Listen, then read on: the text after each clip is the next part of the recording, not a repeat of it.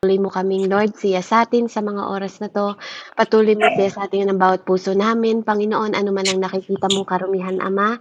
Patuloy po kaming humihingi ng paglilinis, patuloy po kaming humihingi, Panginoon, ng gabay, Panginoon. Patuloy po kaming humihingi, Panginoon, ng patnubay sa iyo, O God, sa mga oras na 'to, na patuloy, Ama, ikaw po ang patuloy naming maparangalan, Panginoon. Patuloy namin, O God, maitaas sa aming mga buhay. Patuloy kang magsalita at magpakita, Panginoon Lord, ng kalwalhatian, Ama, sa pamamagitan, Panginoon Lord, ng buhay ko, Ama, sa mga oras na to, Lord. Ikaw po ang makita, itago mo lang ako sa likuran mo. Ikaw po ang magliwanag, kapangyarihan ng mga salita mo, kabanalan ng mga salita mo, ang mailabas lang ng aking mga labi, Panginoon. Ikaw po ang magturo, ikaw din ang magtuwid, Panginoon, sa tulong at gabay ng banal na Espiritu sa mga oras na to. Lord, purihin at dakilain ka, Ama, sa pinakamataas na pagpupuri. Pagpalain niyo po ang bawat isa sa loob ng gawaing ito mula sa buhay ni Ate Kat, Ate Eve, Ate Annalisa, Ate Bel, Ate Jolly, si Archetelos, Panginoon, Crisel, Pastor Russell, Ate Lovelyn, Ate Christina, Ate Lisa, O God, in the mighty name of Jesus, ipinagkakatiwala ko po sila sa inyo, sampu ng kanilang buong pamilya, Ama. Ang mayubay mong pakpak ang patuloy na lumukob sa bawat isa, Panginoon Lord. Pagpalain mo ang bawat isa, O God, sa mga oras na to, sampu ng kanilang buong pamilya at kanilang mga mahal sa buhay, O God. In the mighty name of Jesus, I pray. Amen and amen. Ayan, Ate Annalisa, since naka-unmute ka po, natatandaan niyo po yung first category na pinag-usapan natin sa Cast Away All Your Burdens? Hindi ko po maalala yung yung exact na topic. Pero kung magbigay ka ng konting ng teaser para maalala ko. Yung pong Amen. Okay lang po 'yon, yung sa panalangin po, yung needs. Tandaan niyo po, yung needs, di ba? Cares and desire. Tandaan niyo po? Ay, okay. Yes. Amen. So, yung first point po natin last week po yata yun, kung di ako nagkakamali, is yung needs. Opo. Ano po, yung pangangailangan natin sa bawat araw natin. Yun po yung ating hinihingi sa Panginoon. Amen? Ayun, yeah. Yes. So, ang second category po natin right now is about cares. Na po? So, last week po needs, ngayon po yung second category natin is about care. Amen? So, patuloy po tayong magbasa sa atin pong verse. Amen? Sa Matthew 6 po, 25 hanggang 34. Amen? So, basahin ko po. Okay, Matthew.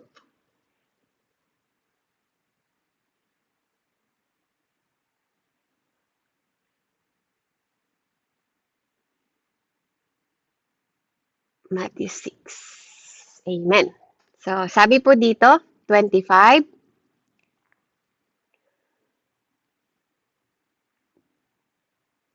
Kaya't sinasabi ko sa inyo, huwag kayong mabalisa tungkol sa inyong kakainin at sa inyong iinumin upang kayo'y mabuhay o kaya'y tungkol sa susuotin ng inyong katawan. Hindi ba't ang buhay ang higit na mahalaga kaysa pagkain at ang katawan kaysa damit? Masdan ninyo ang ibon, hindi sila nagtatanim ni umaani man, o kaya nagtitipon sa kamalig, ngunit pinapakain sila ng inyong ama na nasa langit. Hindi ba't higit kayong mahalaga kaysa sa ibon?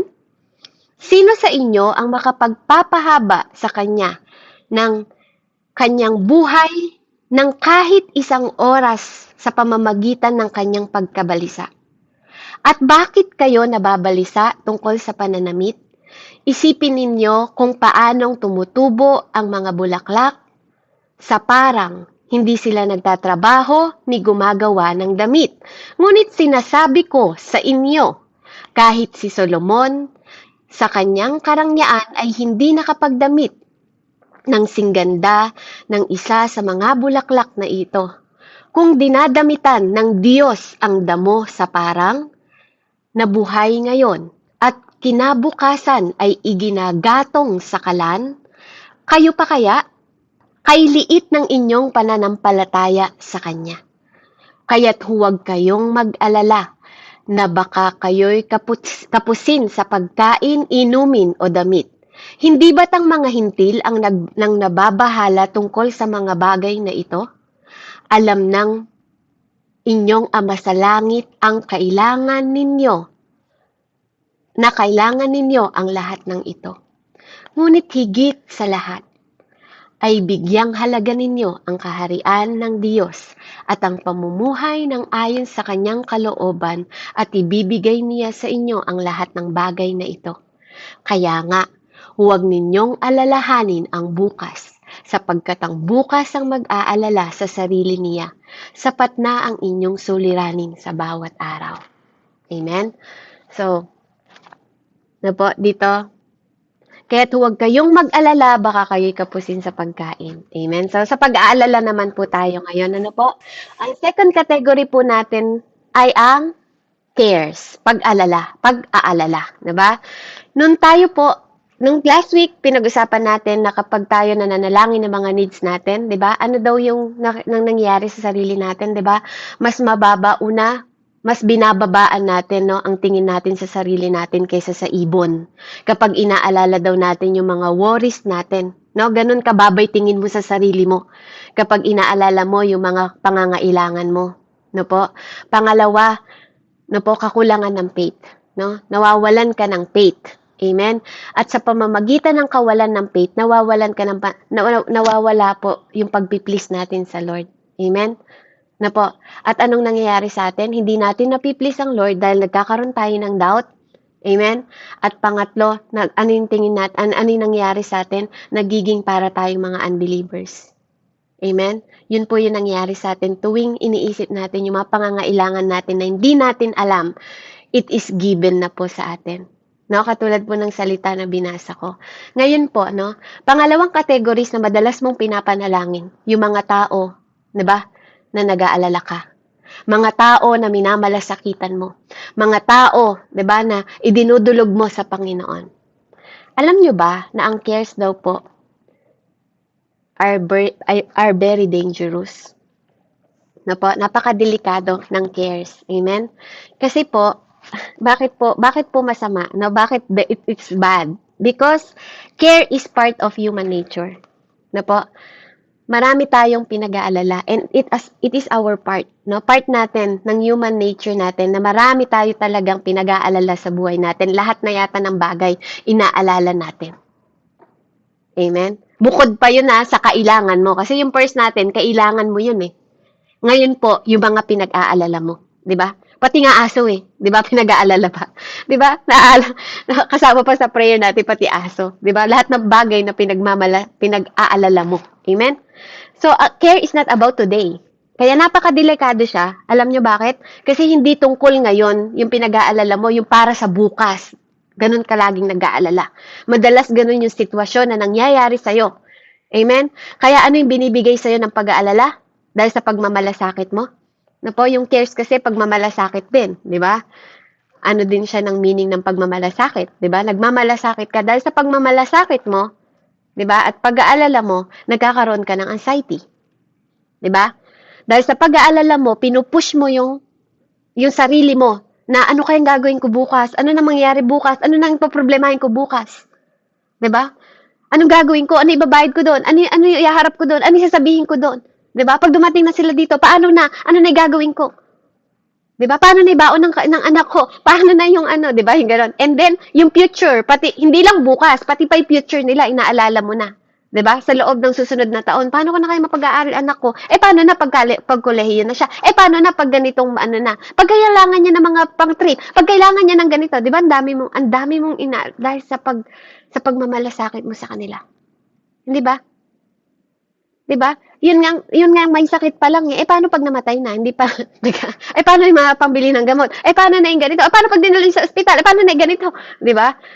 Alam mo yun, yung ganun na mga pagmamalasakit natin. Kaya napakadelikado niya. Amen? It's really about tomorrow or in your future. Yun po ang mga pagmamalasakit natin at pag-aalala natin. Kaya minsan, natotorment natin yung sarili natin. you are tormenting yourself worse than Satan. Amen? No po? Tinotorment mo yung sarili mo higit pa kaysa sa ginagawa ni Satan sa'yo. Diba po? Bakit? Because you keep thinking tomorrow. Kahit nandito ka pa lang ngayon. Sino dito yung may iniisip na para bukas? Iniisip mo na agad yung para bukas. Ito pa lang yung ngayon mo, iniisip mo na yung bukas. Amen? Diba? Maaaring na gagawin ka bukas, iniisip mo na yung para sa bukas. O yung may mga kailangan ka, inaalala mo na yung para sa bukas. Sabi po ng salita ng Panginoon, na po, kaya huwag ninyong alalahanin ang bukas, sapagkat ang bukas ang mag-aalala sa sarili niya. Sapat na ang inyong mga suliranin sa bawat araw.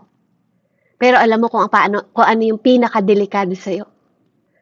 Kasi kahit sinasabi na ng Panginoon sa atin na sapat na yung pag-aalala natin ngayong araw na to, meron ka pa rin inaalala. Marami ka pa rin inaalala. Amen? Because ang care kasi, not needs. Na po? Ang care, hindi kailangan. Kasi ang care, may pinag-uusapan tayong mga tao dito. Who have their needs. Amen? Di ba? Ang cares, ang pagmamalasakit po, hindi siya needs. Ito ay tumutukoy sa mga tao, di ba, na inaalala mo o mga tao na pinagmamalasakitan mo sa kanilang mga pangangailangan para ma-meet mo. Na po? We are so concerned, di ba, about tomorrow.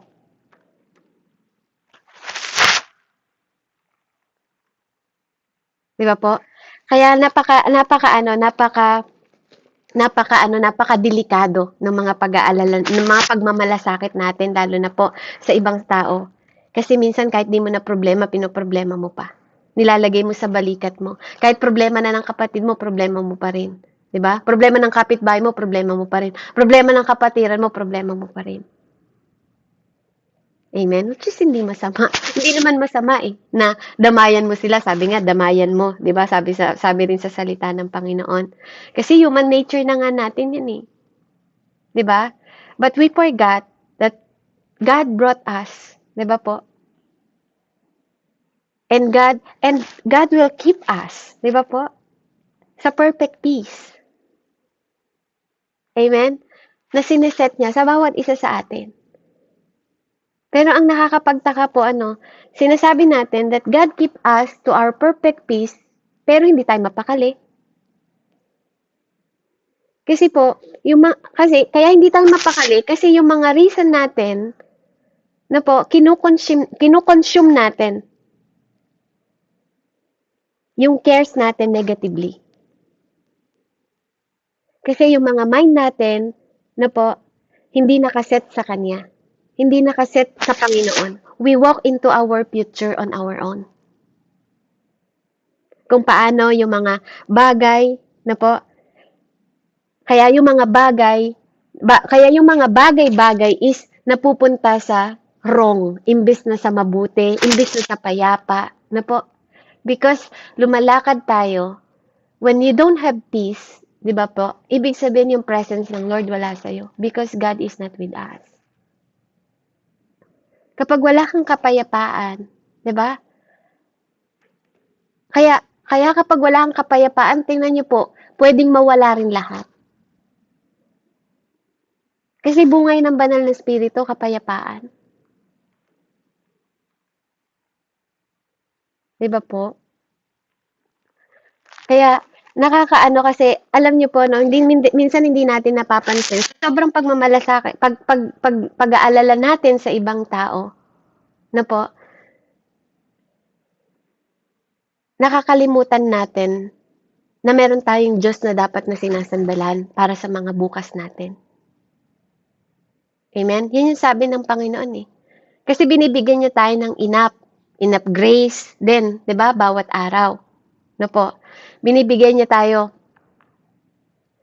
binibigyan niya tayo ng mga bagay po na alam niya na yun yung kailangan natin sa bawat araw. Kasi kung sasabihin po natin ngayon na hindi sapat yung binibigay ng Diyos sa atin sa bawat araw, sinasabi po natin na sinungaling ang Diyos. Kaya kung meron ka pang dinadagdag na mga alalahanin mo sa sarili mo, ikaw na po ang may pagkakasala nun. Tino-torture mo yung sarili mo. Kaya nga minsan, kailangan natin humingi din ng tawad sa sarili natin eh. Na po? Kasi halos nagkakasala din tayo sa soul natin. Tino-torture natin masyado yung soul natin sa mga bagay na hindi pa naman natin hinaharap ngayon. Na po? Ang layo na ng mga bagay na iniisip natin, hindi nga natin alam kung anong bukas pa eh. Hindi nga natin alam kung ano yung mamaya pa eh. Pinagdadamot natin sa sarili natin yung kapayapaan na binibigay ng Diyos na kapayapaan sa atin. Na po, ina-approach natin yung future without consent na sa Holy Spirit, na po, without inspirational of the Holy Spirit, without the direction of the Holy Spirit, and without the directive from the Holy Spirit. Kapag sinabing directive, yung nagtuturo. Diba? Siya kasi yung nagtuturo sa atin. Diba? Bukod pa sa direction, meron din siyang tinuturo sa atin. Diba? Kaya dapat nga nagsisimula yung ano natin na, God, what is tomorrow going to be? I cover it with the blood of Jesus. Diba? Dapat, alam natin kung ano man yung dumating para bukas. Diba? Katulad ng pinag-usapan natin kagabi sa mensahe po ni Ate Kat. Diba? May plano ang Diyos eh. Diba? Alam ng Diyos yung plano niya para sa'yo bago pa lang. Bago pa lang maganap yun, alam na niya. Diba? Kaya, hindi tayo dapat nag-aalala kasi ang sabi ng Bible, the Spirit will lead you. Amen? Diba? Pero bakit ganun na lang yung pagmamalasakit natin sa mga bagay na hindi naman sobra dapat nating pinoproblema, pero pinoproblema natin dahil sa sobrang cares natin. Amen? Kaya nga po dapat matutunan natin yung mag-approach na po in our own na hindi dapat natin kinukonsume lahat ng bagay na tayo lang. 'Di ba po? Yung ang dami natin what if I fired tomorrow, 'di ba? Paano kung di ako makabayad? Paano na yung business ko? Paano na yung mama ko? Paano na yung papa ko? Paano na yung kapatid ko? Paano na yung kapitbahay namin? Paano na 'di ba? Ang dami mo yung kine-cares mo. Paano na yung aso? Paano na yung kabayo? Yung tupa, 'di ba? Yung ang daming nating kine-cares, 'di ba? 'Di ba? Don't you know that God had better and greater things for you or plan for you? 'Di ba? Kahit na yung mga bagay is look crazy na tingnan. Na po? Or better than yesterday.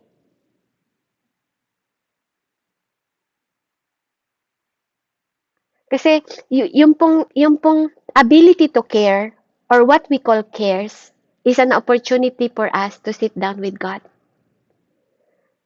For God to give us revelation of tomorrow.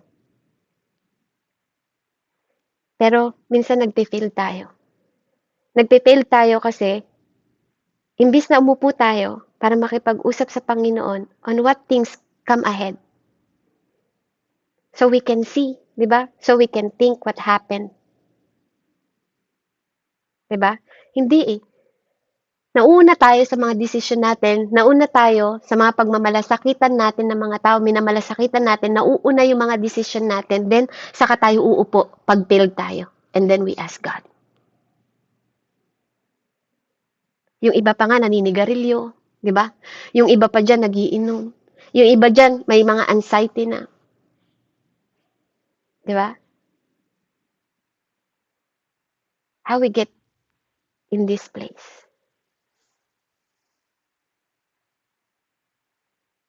Kasi kino-consume natin yung mga bagay na wala naman tayong kapangyarihan.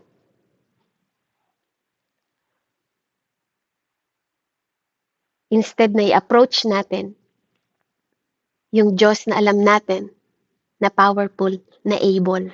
Imbes na mag-approach tayo sa Kanya, 'di ba? Sabi nga sa salita ng Panginoon, 'di ba? the one who is able to do exceedingly, abundantly, above all you can ask, think, or imagine. Diba? Yun yung sabi ng Panginoon. Amen? Pero minsan parang binabasa lang natin. Pabasa nga po sa Tagalog, sa Ephesians 3:20 yun kung di po ako nagkakamali. Ephesians 3:20 po. Pabasa nga po, meron po bang magbabasa? Para po marinig nyo lang sa Wait lang Tagalog. po. Epeso.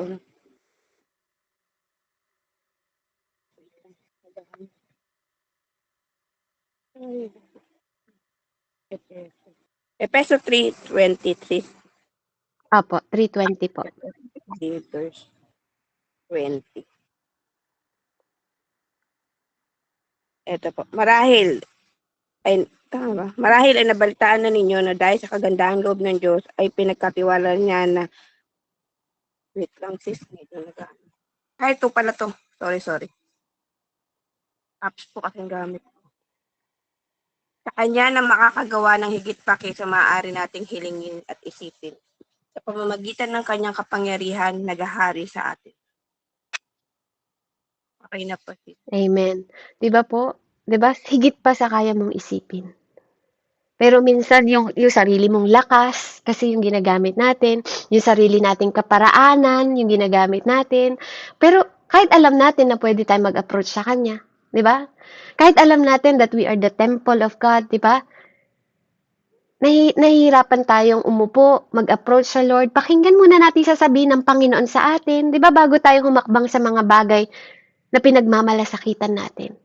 Kaya minsan madalas po nagkakamali tayo. Madalas nagpe-fail tayo. Kasi lagi nating hinuhuli yung pagkonsulta.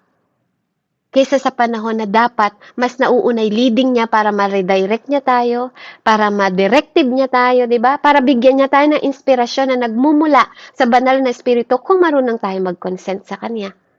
Di ba? Kasi kaya niya magbigay ng higit pa sa kaya mong isipin, higit pa sa kaya mong gawin. No?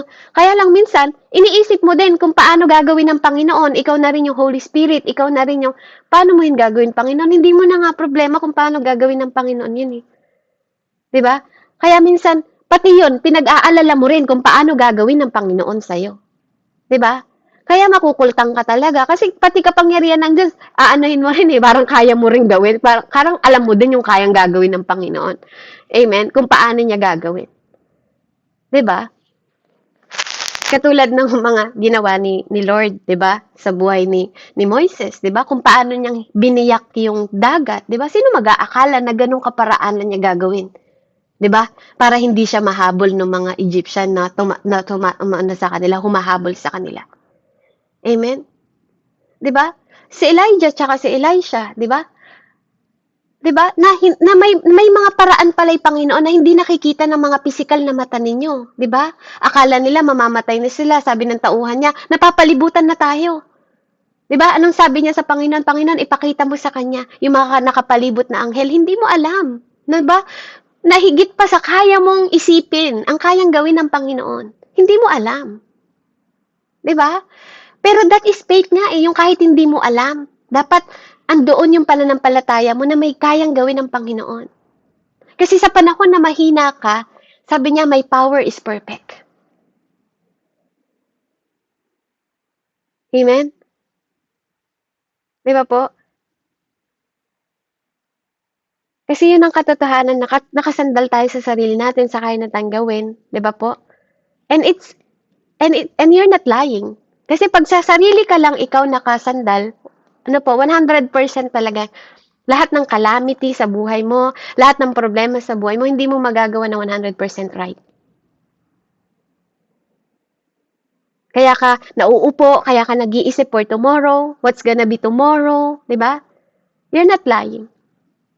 Kaya nga, maraming mga tao, tingnan nyo, nababalita mo na, nag-suicide na pala. Di ba? Dahil sa mga pag-aalala at pagmamalasakit ng sobra-sobra. Amen? Maraming mga tao, lalo na kahit sa church. Kahit pa yan mga pastor, kahit pa yan mga elder na, kahit pa yan mga tao na sa church, di ba? Nababalitaan nyo, nagpapakamatay. Bakit?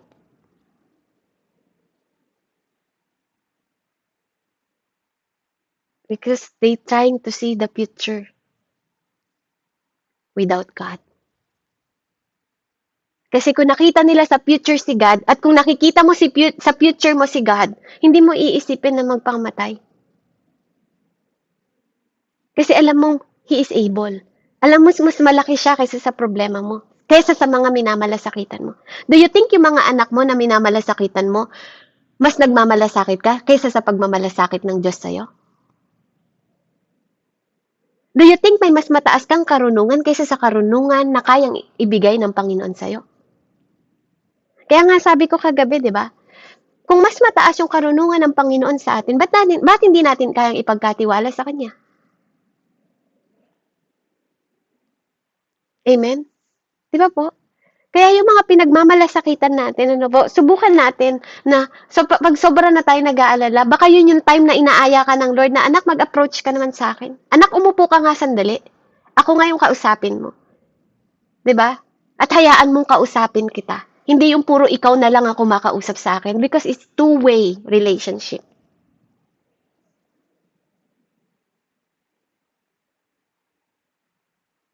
Amen? Kaya napakahalaga po ano nang sinasabi sa Bible. Because of Him we live. Amen? Ikaw ba hindi ka nabubuhay para sa Diyos? Para saan ka nabubuhay? Sabi ng patalasa, para saan ka bumabangon tuwing umaga? Dahil ba sa kape? Di ba ba? Di ba po? Di ba? Kasi ang sabi ng Bible, that's why we live, because of Him we live. Because of Him we move. Amen? And we have our own being.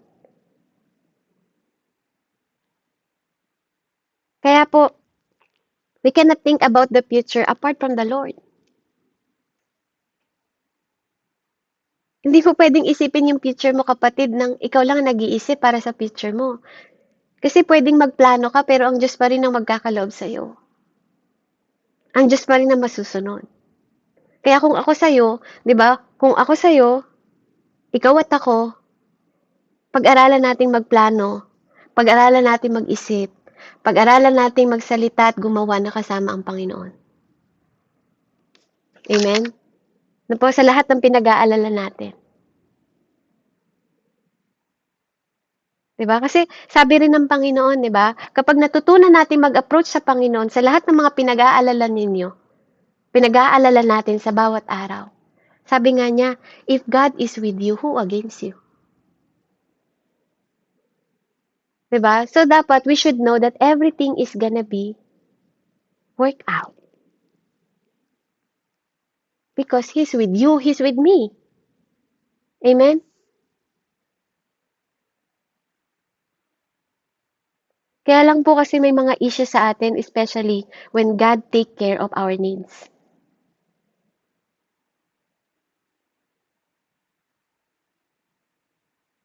Kasi may human nature tayo na alam ng Diyos yung mga kailangan natin, pero may mga human nature pa rin tayo na lumalabas na parang mas magaling pa tayo sa Panginoon. We forgot how we consecrated or having been made ourselves.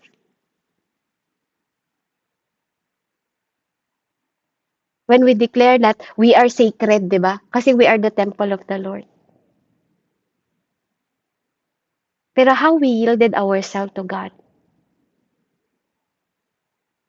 Paano mo sasabihin yung, Father, whatever you want me to do, I will do it.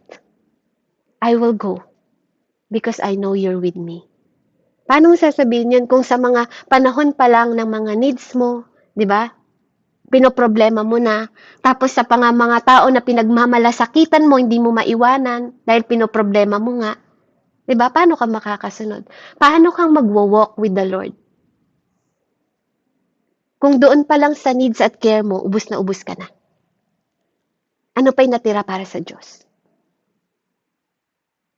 How can we succeed without Him? How is it possible, di ba, na mag-succeed na walang Diyos?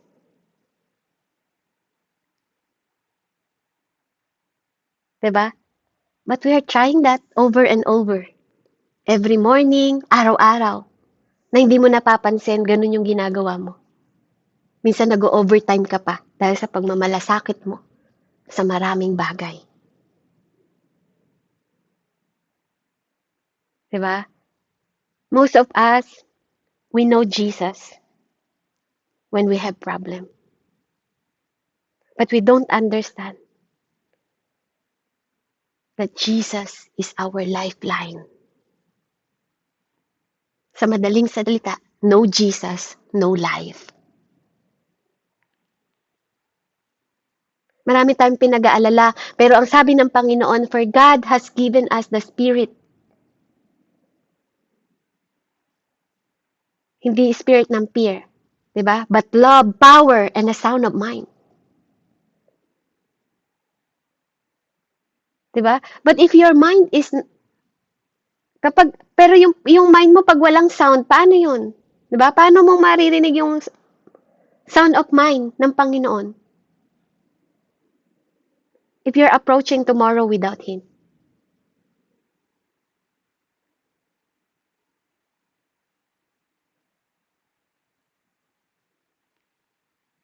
Talaga pong hindi natin makikita kung anong mangyayari para sa bukas kung hindi tayo marunong mag-approach sa Panginoon.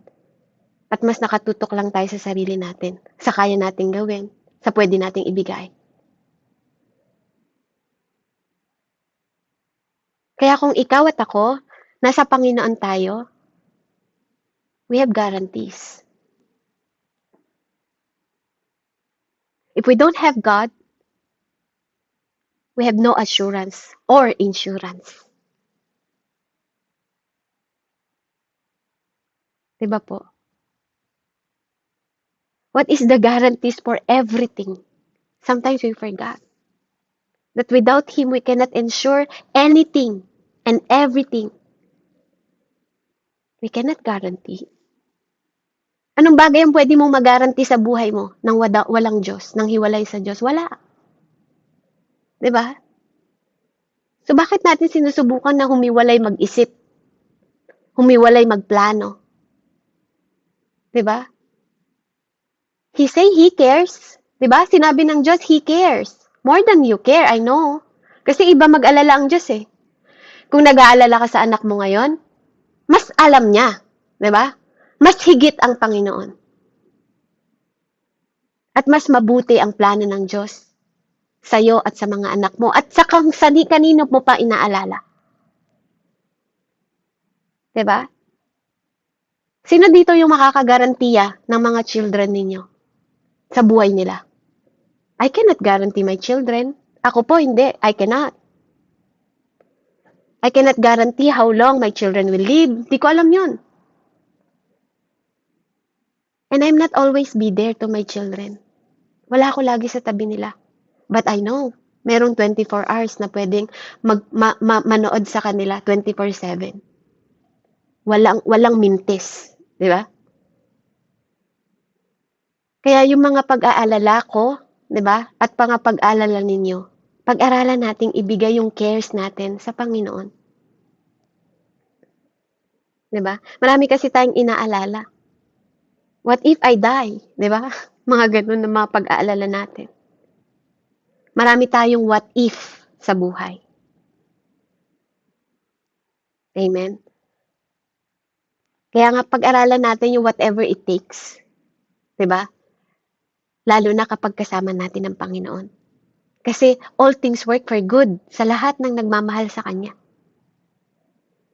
Diba? Is it God still the same? Diba? Hindi ba? Kung nag-aalala siya noon sa mga Israel, do you think He changed right now? Kung nagmalasakit siya sa mga Israel, do you think hindi siya nagmamalasakit sa'yo? Hindi siya kung binigay niya yung mga pangangailangan ni Adan at Eva from the beginning pa lang, do you think hindi niya binibigay right now? Isn't God still the same? Kung nagpapagaling siya noon, di ba? Nagpapagaling din siya ngayon.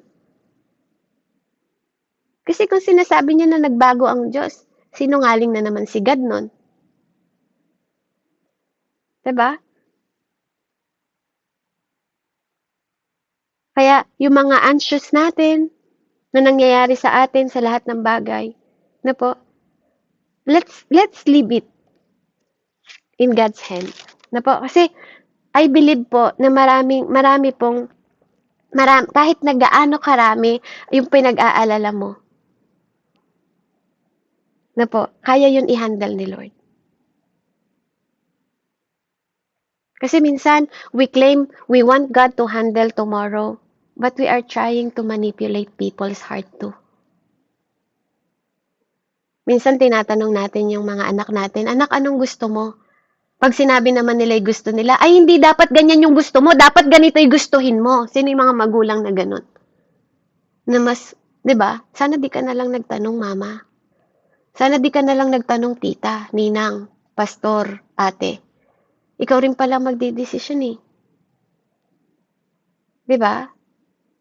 Sometimes, ganun yung ginagawa natin, pinipilit natin even ang heart ng mga ibang tao. Lahat tayo may kanya-kanyang desire.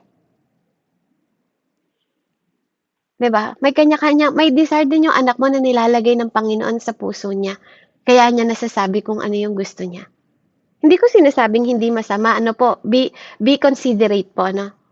Sa mga sinasabi ko. Hindi naman ko sinasabi na pag mali na, i-consider mo pa rin. Common sense din po.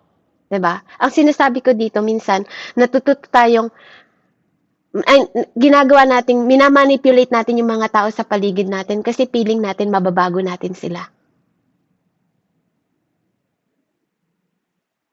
Tinatanong natin yung mga gusto nila, and then at the end gusto natin tayo din ang masusunod. Sino yung mga ganong klaseng magulang dito? 'Di ba? Pero si God po, we have free will. Hindi niya tayo ginawang robot, hindi nga niya tayo ginawang clone. Amen? Hindi niya tayo ginawang robot para maging gaya-gaya tayo. As far as I know, God put desire to our heart. And sabi niya, matutupad din yung mga desire na yon kung magtitiwala ka sa Kanya. Kung yun ay ikabubuti mo. Minsan nga, permitted niya eh, di ba? Kahit pa nga hindi niya gusto, pag talagang gusto mo, ibibigay niya para makita mo. Na kaya ayaw niyang mangyari sa yun dahil mapapahamak ka. Amen?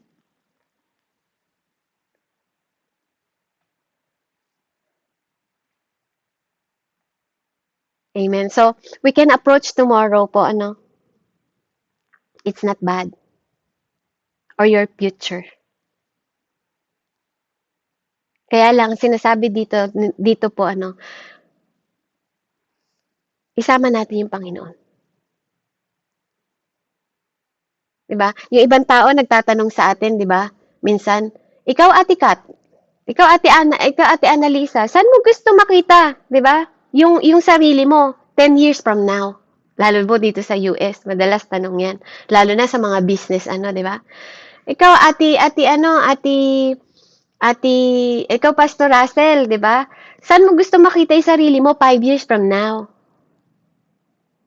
Amen? Minsan po, sa pag-iisip natin ng 10 years from now and 5 years from now, we are punishing ourselves.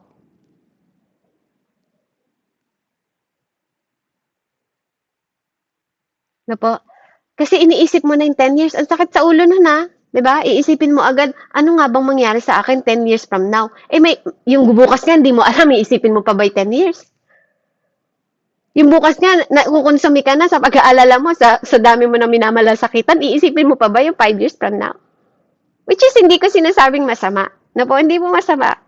Pero madalas nga, 'di ba? Sometimes we plan, 'di ba? It's okay. But to know where you will be, nobody knows. Only God. 'Di ba? Alam mo ba 'yung magiging future mo? Sino po nakakaalam na magiging future mo 5 years from now? 'Di ba? 2 years from now. O sabihin na natin 1 years from now. Nobody know. Only God. Kahit nga yung mamaya lang, di mo alam mangyayari eh. 'Di ba? Huwag mo nang konsumihin yung sarili mo. Huwag mo nang yung sarili mo sa pag-iisip mo kung anong pwedeng mangyari sa kinabukasan o 10 years from now o 5 years from now. Amen? The best thing na pwedeng sabihin mo sa sarili mo, know that we can face tomorrow because Jesus is with us and with them. Sa mga taong inaalala mo. Sa mga taong kine-care mo ng so much. Know that you can face tomorrow because Jesus is there with you. Know that you can face tomorrow and your family and your loved ones and those you cares because Jesus is there.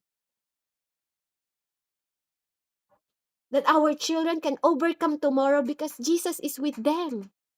'Di ba? It make easy. 'Di ba? Kaysa naman pahirapan mo kung anong mangyayari sa kanila sa bukas. Mas pinaka-safe na magbigay ng kapayapaan sa'yo, sa mga tao na minamalasakitan mo kung gano'n ang ipapasok mo sa isip mo. Life is not a straight line. Walang straight line na buhay. Kahit pamananampalataya ka pa, twist-twist yan.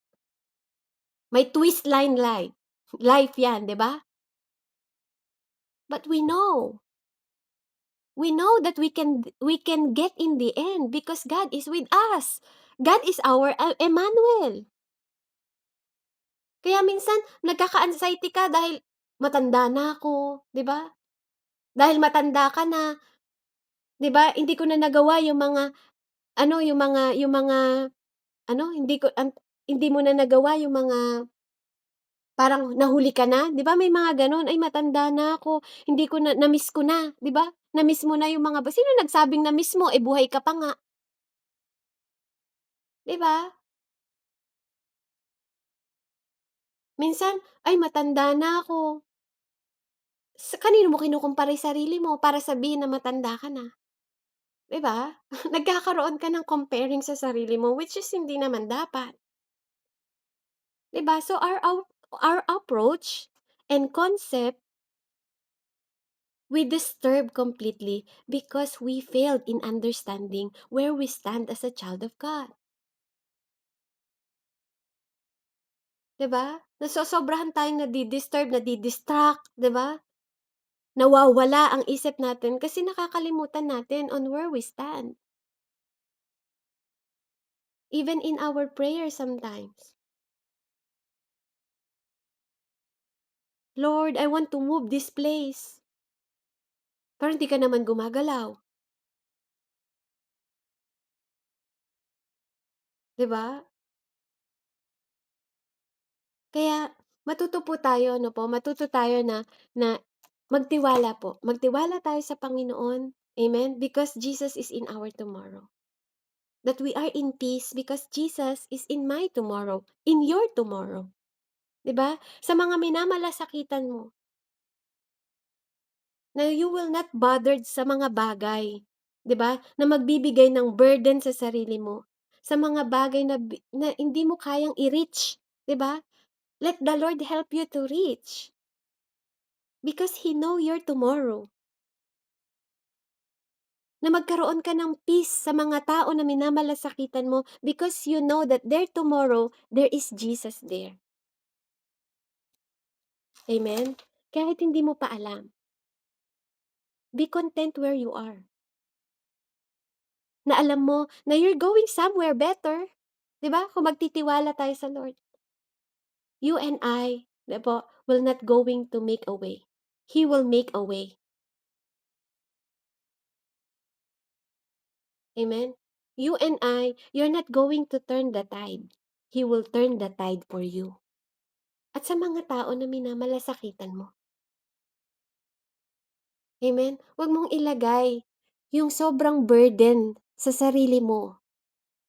Kaya ikaw, at the end, ikaw na, napapabayaan mo na yung sarili mo dahil sa pagmamalasakit mo ng sobra sa ibang tao. Amen? Kaya nga sabi nga niya dito, hindi ba't ang mga hintil ang nagbabahala tungkol sa mga bagay na ito? Alam na ng inyong Ama sa langit na kailangan ninyo ang lahat ng ito. Ngunit higit sa lahat, hindi natin pinag-uusapan yung konting part ng buhay mo dito, konting part ng buhay mo doon, 20% ng buhay mo to, hindi eh. All, 'di ba? Lahat. Ngunit higit sa lahat, bigyang halaga daw natin ang kaharian ng Panginoon. 'Di ba? At ang pamumuhay ng ayon sa kalooban niya at ibibigay niya sa inyo ang lahat ng mga bagay. Including yung pag-aalala mo, kapatid. Kanino ka nag-aalala? Kanino yung minamalasakitan mo? Sino yung sobrang care mo na yung 'di ba, yung noo mo kumunot na, yung eye bag mo lumubog na, 'di ba? Itim na yung mata mo dahil hindi ka na natutulog. Dahil sa pag-aalala mo sa kanila, sa pagmamalasakit mo sa kanila. Wala ka ng lakas para magsuklay ng sarili mo. Di ka na rin naliligo sa pag-iisip mo, maghapon ka na. 'Di ba, nangamoy ka na rin sa paninigarilyo, 'di ba, pag-iinom dahil sa anxiety ka, iisip sa pag-aalala sa mga mahal mo. Wala ka naman nagagawa, approach the Lord. Kaya nga, sabi niya sa verse 34, huwag ninyong alalahanin ang bukas, sapagkat ang bukas ang mag-aalala sa sarili niya, sapagkat sapat na ang inyong suliranin sa bawat araw. Kahapon ano yung inaalala mo, 'di ba? Nag-aalala ka rin kahapon, pero nalagpasan mo naman, kapatid. 'Di ba? Nalagpasan mo naman. O ngayon, ano ulit yung inaalala mo? Amen? Kaya, napakadelikado po ng cares kapag hindi natin kayang i-handle with God. Amen? So, no Jesus, no life. Kaya matuto tayo na ipagkatiwala yung lahat ng mga burden natin, our cares to the Lord. Amen? We pray to cast away the burden to Him. Hindi yung nagpe-pray ka pero yung burden nasa iyo pa rin. Kaya kahit na wala kang sakit sa puso, nagkakasakit ka sa puso. Kahit wala kang sakit sa utak, nagkakasakit ka sa utak. Alam niyo po ba na ang mga tao kaya nagkaka-cancer dahil sa pag-aalala? Dahil nag-a-activate yung mga cells ng cancer sa katawan natin dahil sa pag-aalala ng pag-aalala. Kaya ba kayo nagtataka bakit nagkaroon ka kaagad ng cancer? Wala naman kayong lahi ng cancer, wala ka naman. Because nag-a-activate yung cancer cells natin sa loob ng katawan because of your worriness. Because of your care sa ibang tao, because of your worrying about your future, na hindi mo naman dapat inaalala. Hayaan mo ang Diyos kasi ginawa niya na yung future na yon. What is in your plate right now, yun yung harapin mo. Hindi yung gusto mo nang kainin yung bukas yung palang ulam bukas pa lang 'di ba? Yung pagkain bukas pa lang gusto mo nang harapin yung bukas, nasa presence ka pa nga lang. Amen? I hope and I pray po na mag-wake up call po 'to sa atin. Huwag natin i-anxiety yung sarili natin because of too much worrying and too much caring about others. You have to love yourself too, para mamahal mo sila. Kasi 'pag napabayaan mo yung sarili mo, lahat ng mga gusto mong gawin para sa kanila, even pagse-serve mo sa God, hindi mo magagawa kung mismong sarili mo napabayaan mo na. Dahil lang sa pag-aalala at pagmamalasakit sa ibang tao. Tandaan mo, kung mahal mo sila, mas higit silang mahal ng Diyos kaysa sa'yo. Purihin ang Panginoon. Ilagay natin yung lahat ng burden sa Panginoon. Amen? So, next time po, let's talk about desire. So, ngayon po, we're finished about care. We finished the needs and care. Purihin ng Lord. Let's pray. Heavenly Father, we thank you. Salamat, Panginoon, sa oras na to, na muli mo kaming tinuruan, Panginoon, at ginigising mo kami to focus, Panginoon, more on your kingdom. More in your righteousness, Panginoon. More, Panginoon, sa mga bagay na pinapagawa mo. Kasi nananampalataya kami, Panginoon, that you know your plan, Panginoon, sa buhay namin at sa mga mahal sa buhay namin, that we can overcome tomorrow because we know that Jesus, that you are there. You are there for me, you are there for them, you are there for our loved ones, Father. That we will overcome everything because if we are with you, who against us? Lord, I thank you. I thank you for opening my eyes, my heart, my mind right now. Panginoon, na mag-isip, Panginoon, ng katulad ng pag-iisip na meron ka, na I don't have to worry for tomorrow. I let tomorrow worry about itself. Kasi hindi ko kayang dugtungan yung sarili ko, Panginoon, yung buhay ko, ng isang oras para sa pag-aalala ko sa mga mahal ko sa buhay, sa mga bagay sa paligid ko, and even in my future because ikaw lang ang nakakaalam kung saan mo ako dadalhin.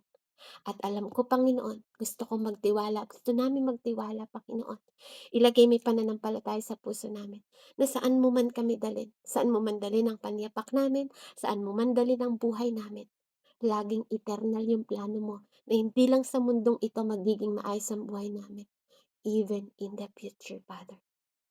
Na hindi mo kami hina-harm, but you give us hope in our future. Sa pangalan ni Jesus, ito pong aking samat dalangin. Ibigay mo, Ama, yung open-minded sa buhay ni Ate Kat, ni Ate Eve, ni Ate Annalisa, ni Pastor Russell, ni Ate Jolly, ni Arquetelos, ni Ate Melda, ni Ate Christina, ni Ate Brenda, at ng inyong lingkod. In the mighty name of Jesus, I pray. Sa ngalan ng Ama, Anak, at Espiritu Santo, we believe, Father God, that you care. You are Father who care about your children. Amen and amen. Glory to God po, and God bless po sa bawat isa. Hallelujah. Thank you so much po, Sis Bev, sa napakagandang words about cares na ibinahagi niyo po ngayong oras na ito.